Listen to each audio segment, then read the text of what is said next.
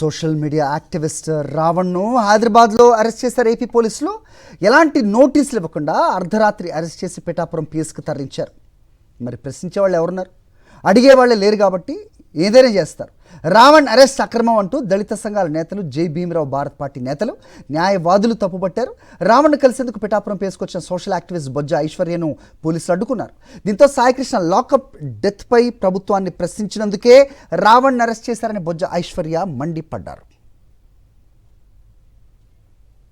Independent ఆయన social activities ఎన్నో ఉద్యమాలు చేసిన ఆయన అక్రమంగా హైదరాబాద్ లో నిన్న రాత్రి 11:30కి అరెస్ట్ చేసి పిఠాపురం వితౌట్ నోటీసులు తీసుకురావడం జరిగింది. దాన్ని నేను ఖచ్చితంగా ఖండించి ఇక్కడికి రావడం జరుగుతోంది. సామాన్య ప్రజల మీద, గొంతున్న వాళ్ళ మీద ఎంత దౌర్జన్యంగా ప్రవర్తిస్తున్నారంటే, ఈ చేతగాని పవన్ కళ్యాణ్ ఒక దద్దమ్మ తన్ని ప్రశ్నిస్తుంటే సమాధానాలు లేక ఇలా సామాన్య ప్రజల మీద, గొంతున్న వాళ్ళ మీద చూపిస్తున్నారు.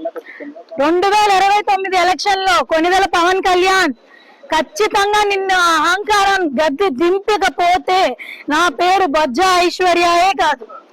నువ్వు కాకినాడ వస్తే హౌస్ అరెస్టులు చేస్తావు, నన్ను RRR గారు వస్తే చేస్తావు. ఏం జరుగుతుంది రాష్ట్రంలో?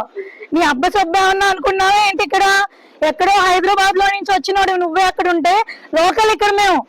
నీకు స్క్రిప్టులు రాయాలేమో, మాకు స్క్రిప్ట్ అక్కర్లా. ఉద్యమాలు చేసి వచ్చిన వాళ్ళం. నేను కడుపులో ఉన్నప్పటి నుంచి మా అమ్మ నాన్న ఉద్యమాలు చేసిన వాళ్ళు. 10 తరాల ముందు నుంచి మేము ఇదే కుటుంబాల్లో ఉన్నాం. నువ్వెంత? ఆఫ్టర్ ఆల్ నువ్వెంత? ఏ సెక్షన్లు పెట్టారని ఇలా 41 నోటీసులు ఇవ్వకుండా తీసుకొచ్చి లోపడేశారు. కనీసం చూడడానికి కూడా సిఐ గారు, ఎస్ఐ గారు ఎవరు కూడా అలో చేయట్లేదు.